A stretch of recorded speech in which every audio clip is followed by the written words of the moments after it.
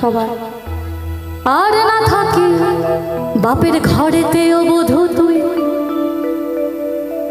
আর না থাকি ও বাপের ঘরেতে ও বধূ